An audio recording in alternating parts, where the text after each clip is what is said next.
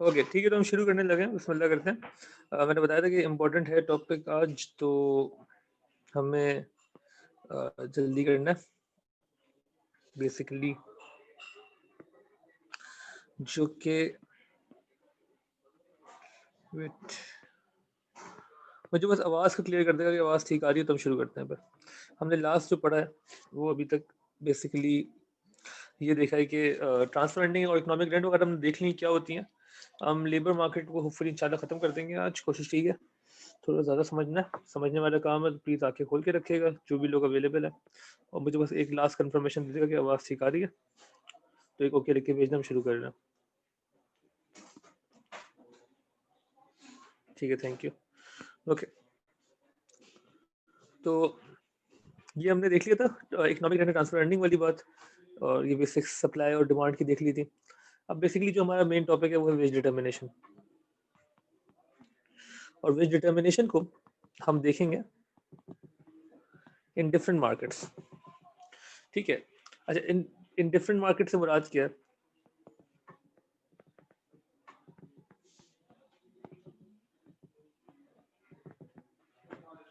देखिए,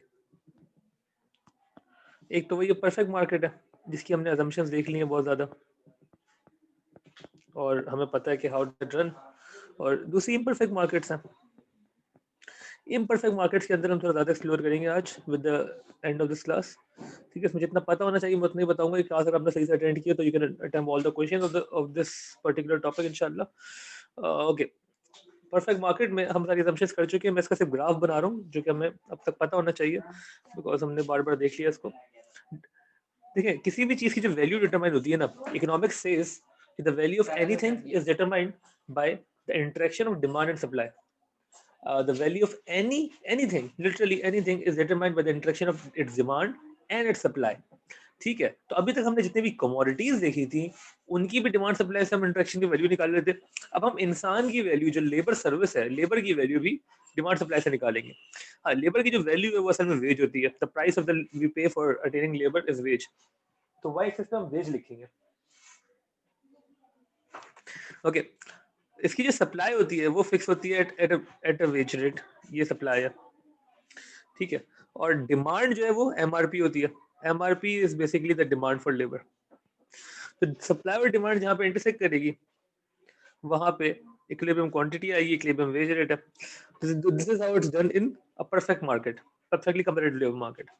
जब हम बात करते हैं इससे हट के इम्परफेक्ट मार्केट की, तो वहां पे होना तो ये चाहिए कि डिमांड तो वही है एमआरपी, डिमांड फॉर लेबर, और इसको अगर हम सप्लाई ऑफ लेबर देखें तो वो हमने कहा इस तरीके से दिखाएंगे हम, अपवर्ड स्लोपिंग।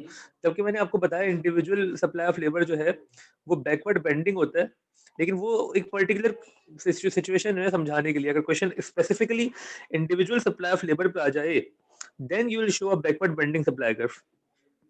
ठीक है, अगर इंडिविजुअल सप्लाई ऑफ लेबर पे क्वेश्चन आएगा तो आप एक बैकवर्ड बेंडिंग सप्लाई कर्व दिखाएंगे। किस तरीके से, वो मैं आपको दिखा देता हूँ। वो हमने होपफुली देखा ही होगा यहाँ पे कहीं पे। वेट, लेकिन उसके अलावा जो आप डायग्राम दिखाएंगे उसमें बैकवर्ड बेंडिंग ना बनाए तो बेहतर है मेरे ख्याल से, इसी सिंपलिसिटी रीजन के लिए। ठीक है, ये बैकवर्ड बेंडिंग कहाँ गया भाई, ये रहा जी, दिस, ये ना बैकवर्ड बेंडिंग सप्लाई कर, उसको हमने समझा था पूरा, इसकी पूरी एक्सप्लेनेशन थी ये सारी। ठीक है, तो वो आपको आनी चाहिए। लेकिन आप जो नॉर्मली दिखाएं वो आप supply of labour upward sloping दिखा सकते हैं। ठीक है, अगर question specifically supply of labour के ऊपर आएगा तो फिर आप उसको बैकवर्ड बेंडिंग समझा देगा पूरा। तो ये आनी चाहिए इक्विलिब्रियम वेज और इक्विलिब्रियम क्वांटिटी। ठीक है, एक तो ये हो गई कहानी। अच्छा, अब इस इम्परफेक्ट मार्केट को भी हम एक्सप्लोर करेंगे होपफुली 5-10 मिनट के अंदर, और इसमें ऐसा होता है या नहीं होता और कौन से पर्टिकुलर केसेस है वो हमें देखने हैं आज। ये हमारा आखिरी होगा इस चैप्टर का। लेकिन उससे पहले जो हमारा मेन टॉपिक है जिसके अंडर की सारी कहानी आएगी इम्परफेक्ट मार्केट की, वो है वेज डिटर्मिनेशन। इसके ऊपर बहुत बार क्वेश्चन आए पास पेपर्स में। ठीक है, तो आप इसमें बहुत लिख सकते हैं। आप वेज डिटर्मिनेशन तो हो गया, सॉरी, वेज डिटर्मिनेशन तो हमने देख लिया इस तरीके से। वेज डिटर्मिनेशन से बेहतर क्या वर्ड होगा, वेज डिफरेंशियल्स। डिटरमाइन तो डिमांड सप्लाई से ही हो रही है। अच्छा, वेज डिफरेंशियल्स को शुरू करने से पहले एक लास्ट चीज यहाँ पे बता दूं कि अगर एक सवाल है कि when does the wage of any particular labor changes, when does the wage rate of any labor changes, तो उसका मैं आंसर बता देता हूँ आपको। देखिए, when we are saying कि the wage is being determined by the interaction of demand and supply, तो wage rate change कब होगा, when there is a change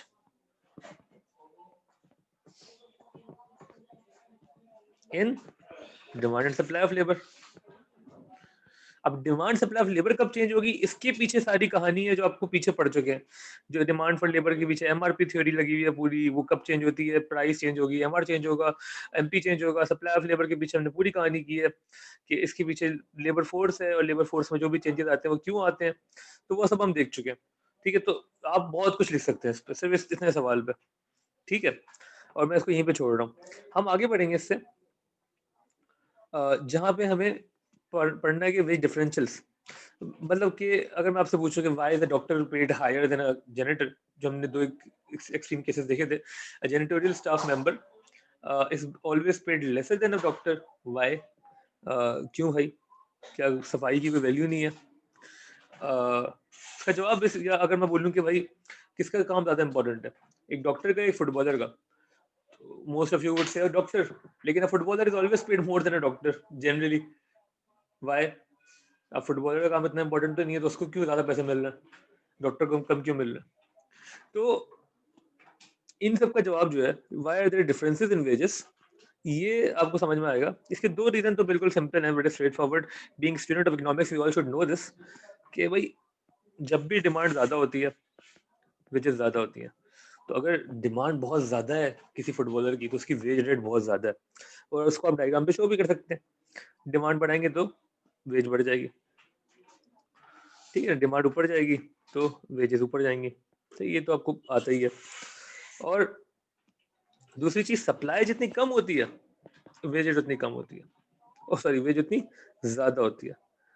तो अगर हम बोलें कि भाई किसी के जो वर्ल्ड क्लास फुटबॉलर हैं, there one very limited supply, कोई 10-12 टोटल प्लेयर्स हैं दुनिया में जिनके पीछे सारे क्लब्स पड़े हुए हैं, तो उन सबकी वैल्यू बहुत ज्यादा होगी क्योंकि उनके स्टैंडर्ड के प्लेयर्स ही नहीं अवेलेबल।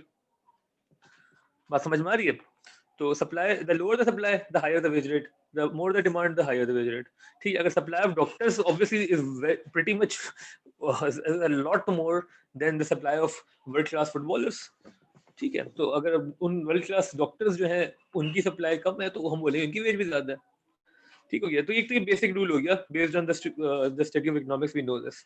ठीक है, अब वी कैन डिग डीप इनके पीछे जा सकते हैं कि और क्यों वेजेस डिफरेंट होते हैं। अच्छा, वेज डिफरेंशियल्स को भी ना बेसिकली हम देखते हैं इस एंगल से कि अच्छा, मैं जरा ना अभी इसको हटा के, just for the sake of note making, ये बता दूं आपको कि दो तरह के वेज डिफरेंशियल्स हैं। ठीक है, एक तो है कि बिटवीन डिफरेंट जॉब्स। सही है, तो ये समझना थोड़ा ज्यादा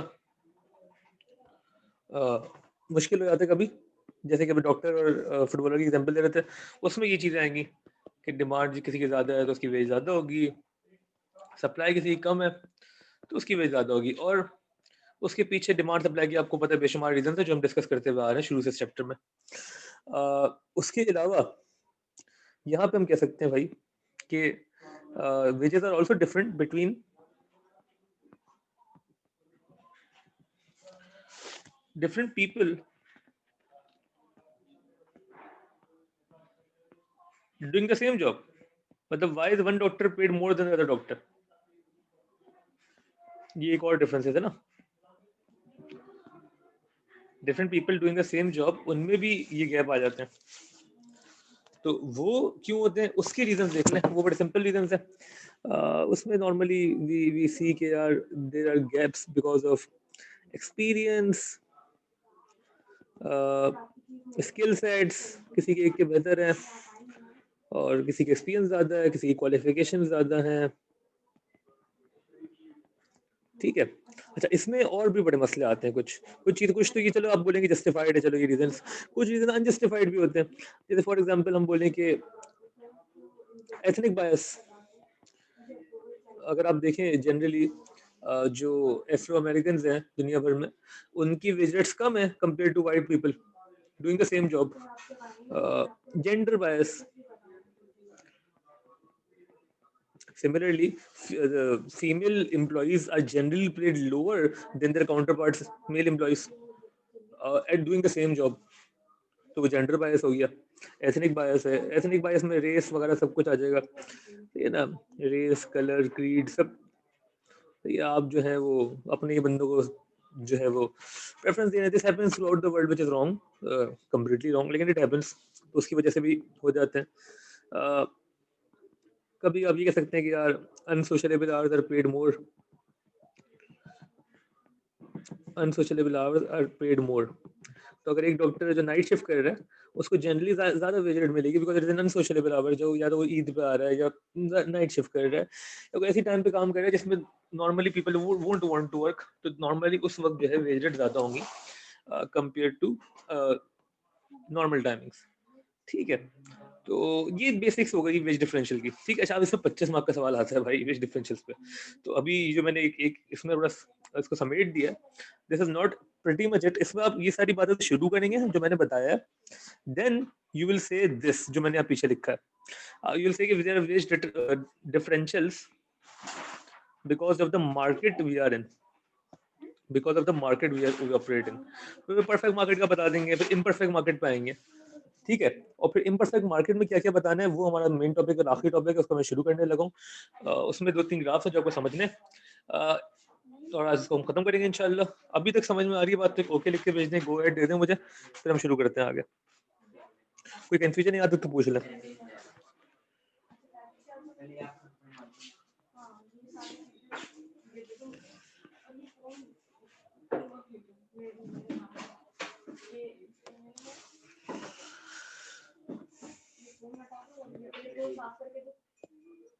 ठीक है, थैंक यू, बहुत आला। तो अब मैंने बताया था जो इसमें समझने वाले ग्राफ्स है, थोड़े से मैंने कहा मुंह पे पानी मार लेने, उसके बाद समझ में नहीं आएगा, तो वो समझने।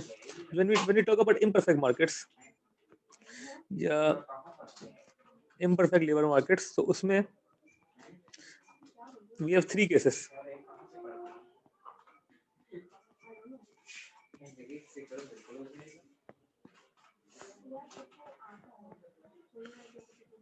ठीक है, अब कौन कौन सी केसेस है वो मैं लिख देता हूँ। 1 मिनट रुकिए, 2 मिनट रुकिए, हम शुरू कर रहे हैं, 2 मिनट 2 मिनट।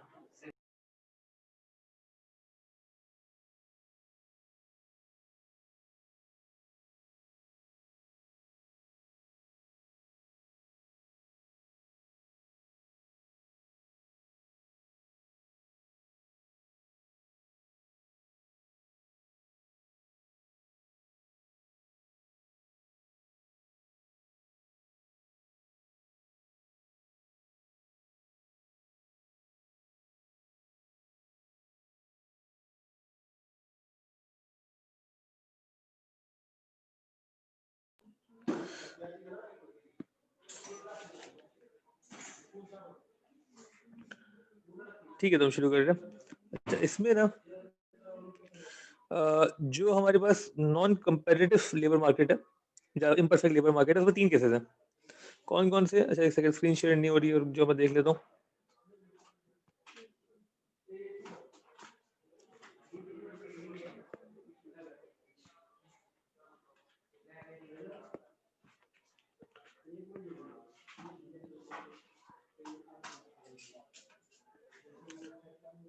ओके, तो ये कौन कौन से 3 केसेस हैं इनको हम देखेंगे one by one. For example case number 1। अच्छा, यहाँ पे ना we'll be distinguishing these cases with respect to the dominancy of the firms and the laborers। अब देखें इसमें फर्म्स कितने डोमिनेंट हैं और उनके बिल्कुल ऑपोजिट लेबर कितने डोमिनेंट। अब लेबर की dominancy normally individual labour are not dominant ना, उनको डोमिनेंसी शो करने के लिए they have to group up and form a trade union. अब ट्रेड यूनियन किस तरीके से होगी वो हम देखते हैं। अच्छा उससे पहले पहले मैं केसेस मेंशन कर देता हूँ, फिर हम जरा डिटेल में आते हैं ट्रेड यूनियन की। तो पहला केस ये होगा when there is a single buyer of labor services। मतलब कि सिर्फ एक बायर है लेबर सर्विसेज का और कोई एक बायर एग्जिस्ट नहीं करता, मतलब पूरी फर्म में सिर्फ एक ही बायर है। अब वो जो सिंगल बायर होता है ना उसको हम कहते क्या है, मैं आपको जरा याद दिला देता हूँ। मोनोपोली का मतलब ने पढ़ा था, मोनोपोली का मतलब होता है single seller. Very same monopoly हमारे जहन में क्या आना चाहिए, there is only one seller in the market. On the other hand when you talk about monopsony, monopsony क्या होती है, monopsony is a single buyer, one giant buyer that buys everything produced in the industry would be called a monopoly। ठीक हो गया।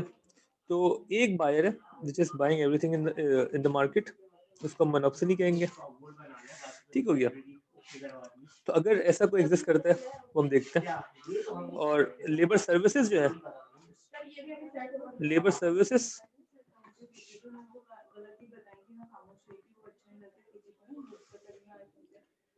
Are supplied competitively.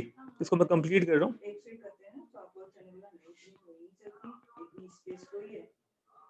ठीक है। तो एक तो ये हो गया when there single buyer of labour services, एक ही फर्म है मार्केट के अंदर जो पूरी इंडस्ट्री का लेबर खरीद लेती है। ये क्या हो गया, मोनोपोली, सिंगल बायर। एंड जो सेलर्स हैं, जो हमें पता है the seller of the labour service is the labour itself. Sellers जो है वो कंपेटिटिवली सेल कर रहे हैं अपनी अपनी मार्केट में। ठीक है, तो लेबर बहुत सारे हैं, सॉरी लेबर बहुत ज्यादा है और सेलर जो है, बायर जो है वो एक ही है। ऑन द अदर एंड जो दूसरा केस है हमारा वो क्या है, वो इसका बिल्कुल ऑपोजिट केस है। When there is a single seller, समझने वाला है ये तो समझना है इसको please. When there is a single seller monopoly, the trade union, देखिए ट्रेड यूनियन क्या होती है, it's a group of workers that takes in the benefit of और at least in the pursuit of benefit of all workers ना, which try कि हर worker को हम कोई ना कोई फायदा दे सके। अब हम ये अज्यूम कर रहे हैं कि सारा लेबर जो है इंडस्ट्री में that is part of one one trade union, एक ट्रेड यूनियन है that employees all the labour. अब अगर आपने कोई भी लेबर सर्विस हायर करनी है तो उसका सिर्फ एक ही तरीका है कि आप उस ट्रेड यूनियन के पास जाएं और बोले हमें लेबर चाहिए। If you are a firm that wants labor, then you have to go to the trade union and ask them to supply labor, because trade union owns all the labor. Trade union is a monopoly that will sell you the labor services। सही है। अच्छा और उसके other half पे क्या हो रहा है, जो बायर है and labour services are purchase या बॉट कंपेटिटिवली। ठीक हो गया, मतलब कि बहुत सारी फर्म है जो लेबर को खरीद रही हैं, बेचने वाली एक ही ऑर्गेनाइजेशन है जो कि ट्रेड यूनियन है, तो वो मोनोपोली हो गई। ऊपर हमने क्या देखा कि एक खरीदने वाला है, सिंगल बायर है, बेचने वाले बहुत सारे बेसहारा इंडिविजुअल लेबर्स हैं। ठीक है। और पार्ट 3 जो होगा ये होगी आपका जब दोनों साइड पे डोमिनेंसी है, दोनों साइड पे एक बायर है, एक ही बायर और एक ही सेलर है। When there is only one buyer, इसको कॉपी कर लें, इंपॉर्टेंट है ये। When there is only one buyer of labour services, इस बायर को हम कहते हैं मोनोपोली, एक ही फर्म है जो खरीद रही है सारे लेबर को, and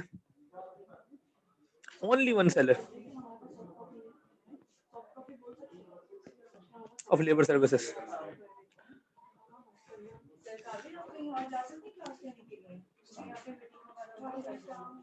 okay, and only one seller of labour services, उस सेलर को हम कहते हैं the monopoly which is the trade union.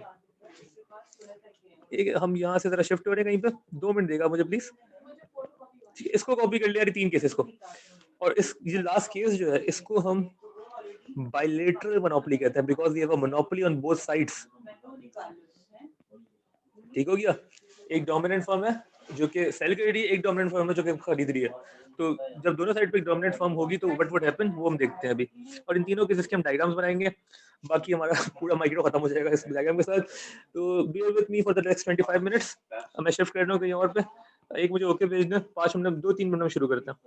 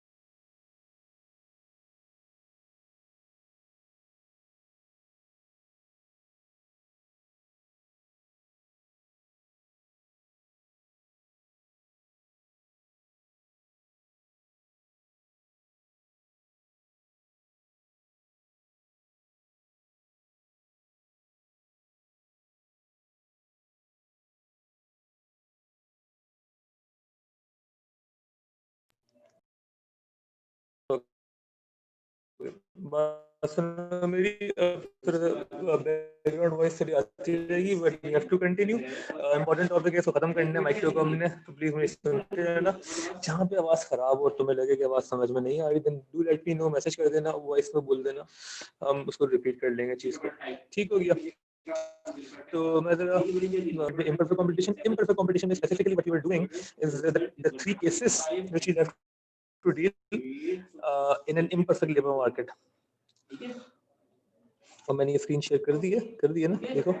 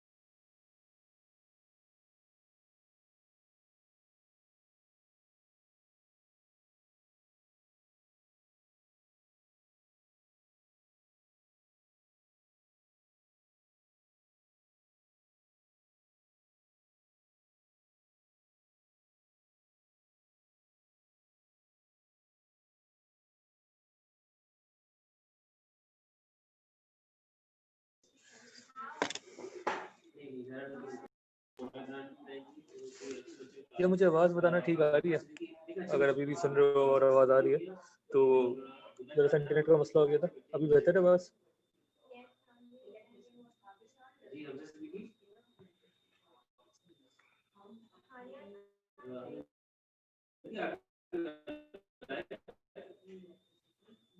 ठीक है, थैंक यू।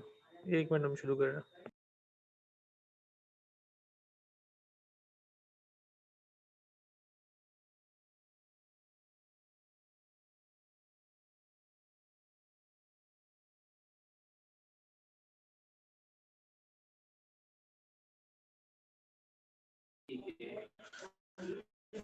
सभी समझने वाला ग्राफ है, जितना हम कर सकते हैं करेंगे। मुझे लगता है कि थोड़ा टाइम वेस्ट हो गया आज। मैं कुछ और सोच के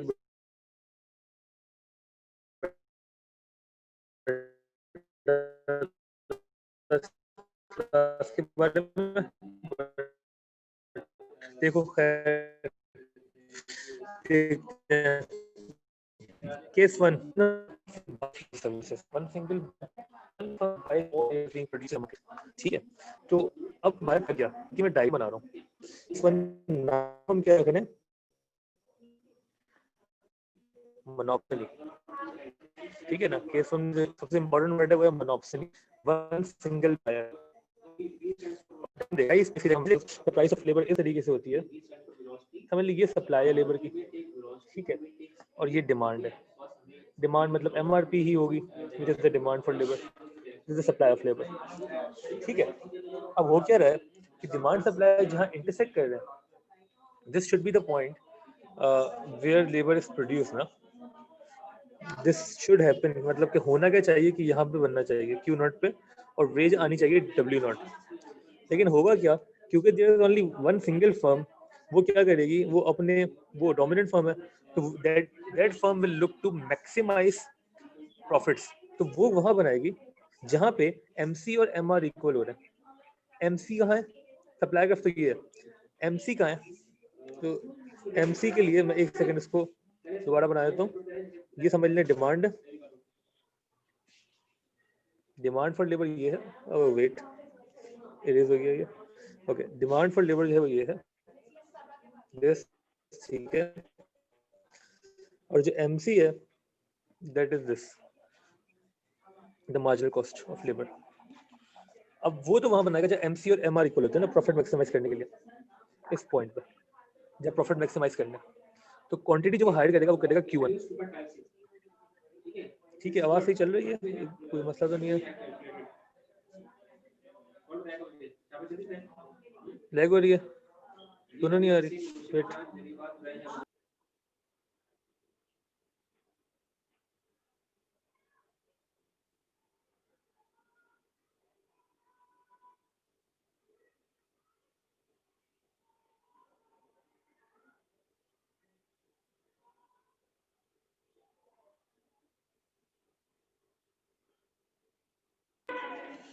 अच्छा नेक्स्ट 15 मिनट्स हम खत्म कर लेंगे इसको, 2 मिनट और वेट करें। आवाज जो लैग हो रही है इसको मैं सही करता हूँ।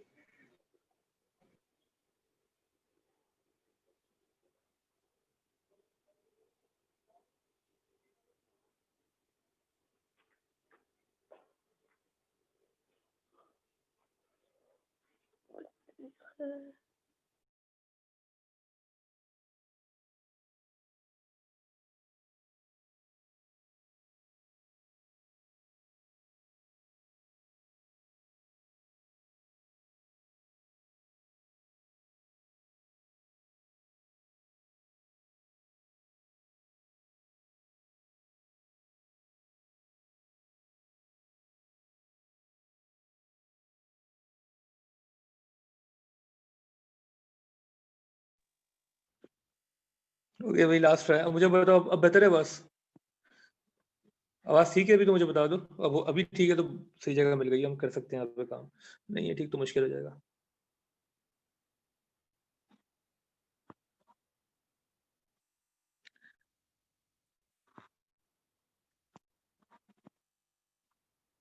ठीक है, thank you Shami. Okay, thank you. जहाँ पे मसला हो मुझे बता देना।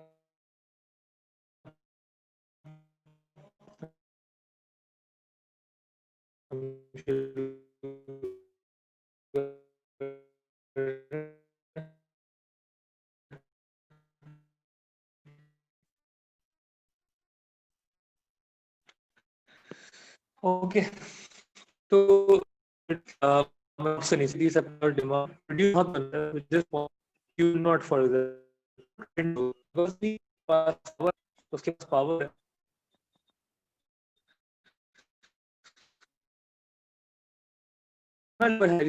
एमसी कर रहा है, एमसी और एम कैसे कर, ये समझने वाली बात है कि अगर देख Q1 तो हम Q1 की वजह से वो वेजेस हैं वो W1 दे, तो W वेजेस पता है कितनी देगी, वो वेजेस देगी minimum 3 labour are ready to work.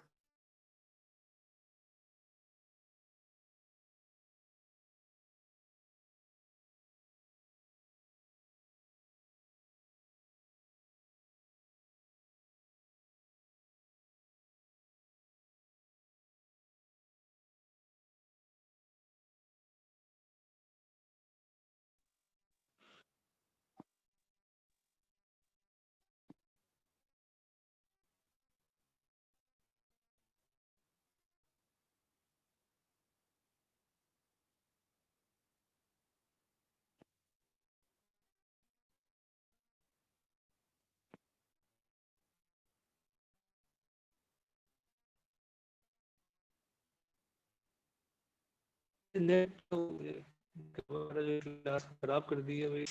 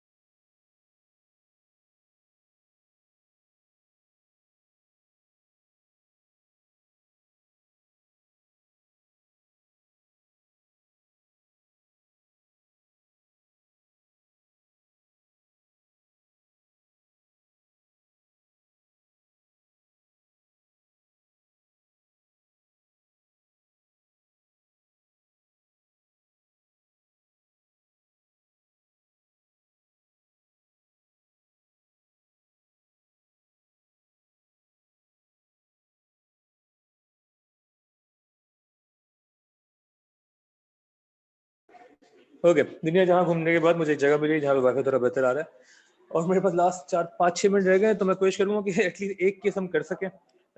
Sorry for the inconvenience. मुझे अभी बता दें कि if you can hear me properly then please send one more, okay, ताकि हम बस एक केस एटलीस्ट देख लें, या दो भी देख सकते हैं अगर आप भेज दें। डायग्राम समझ लेते हैं, इसकी डिटेल जो है वो नेक्स्ट क्लास में देख लेंगे।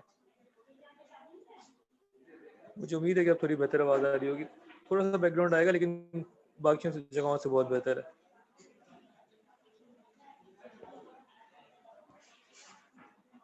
अगर आप लोग अवेलेबल हैं अभी तक। जी, अनुषा, अरीज, अरीज, शामिर, हानिया।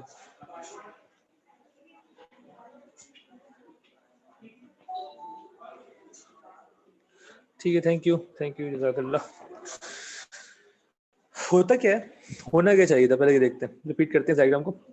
जहाँ डिमांड सप्लाई इंटरसेक्ट करेंगे, this should have been the wage rate W not and Q not, यहाँ पे होना चाहिए था हायरिंग, लेकिन because it is a dominant firm it can choose to hire at MC is equal to MR, MC ये है, MR ये है, MRP है ना, ठीक है, तो विच इज दिस पॉइंट, ठीक है, वहां से क्वांटिटी आएगी, Q1 हो गई क्वांटिटी, तो this will be the quantity purchased. However, W1 will not be the wage rate that will be given by the firms to the labor market. Why? क्योंकि the firm is dominant enough. The firm knows what is the minimum at which the labor would be willing to work to supply their quantity. और वो जो minimum है, that would be defined through the supply curve. क्योंकि supply curve क्या show करता है? What is the minimum you are willing to work at? The transfer earnings. The transfer earnings. ठीक हो गया? तो वरना मैक्सिमम तो obviously you would want as much as possible, लेकिन the minimum at which you would be willing to supply your labour is shown by the supply curve. तो for example Q1 quantity of labour will be willing to work at W2 wage rate, उनको पता है, तो वो MC is equal to MR से quantity निकालेंगे, लेकिन wage rate ये वाली नहीं देंगे, वेज रेट उनको देंगे the minimum possible which is W2। तो इक्विलिब्रियम जो होगा यहाँ पे, कोई मुझे बता सकता है what will be the equilibrium point? अगर आपको समझ में आ रही है, कोई बता सकता है what will be the equilibrium point of this diagram of a monopsony? Equilibrium point क्या होगा? तो फॉर एग्जांपल अगर मैं यहाँ पे मार्क कर दूं, this is point A, this point B, point नहीं A और B से तो बेहतर है कि आप मुझे बता दें इक्विलिब्रियम वेज क्या होगी, what will the equilibrium wage and what will the equilibrium quantity, ये बता दो। इक्विलिब्रियम वेज, इक्विलिब्रियम क्वांटिटी, मतलब what will be the wage offered and what will be the quantity of labour hired? कोई guess कर सकता है? समझ में आ रही है बात? जी, what will be the equilibrium wage and what will be the equilibrium quantity? W1 Q1 नहीं, अनुषा ऐसा गलत हो रहा है, W1 नहीं होगा, Q1 तो होगा डेफिनेटली, W1 नहीं होगा, this will not be the veg given. मैं बता रहा हूँ ना, इस पे जो मिनिमम वेज जिस पे वो काम करने को रेडी है वो कितनी होगी? वो होगी W2। W2 will be the minimum at which they will be willing to work ना, W2। बात समझ में आ रही है? हाँ बिल्कुल मारू, ठीक है। तो W2 Q1 will be your equilibrium point। कोई मसला इस चीज में?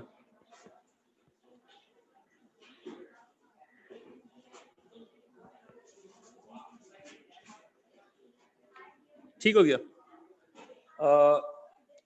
ये तो हो गया case 1। Let's talk about case 2 then. इसकी रीजनिंग मैं लिख देता हूँ यहाँ पे, जरा सी केस 2 बाद में देख लेंगे, चलो। ओके, रीजनिंग बेसिकली ये है, the firm being the dominant firm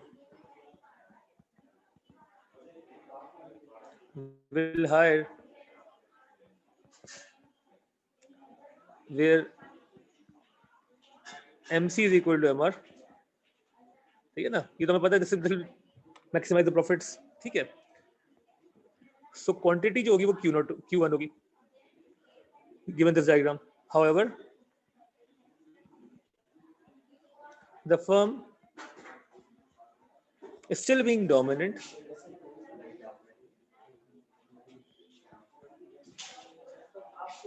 will be willing to pay the wage, will be willing to pay the minimum wage, will pay the minimum wage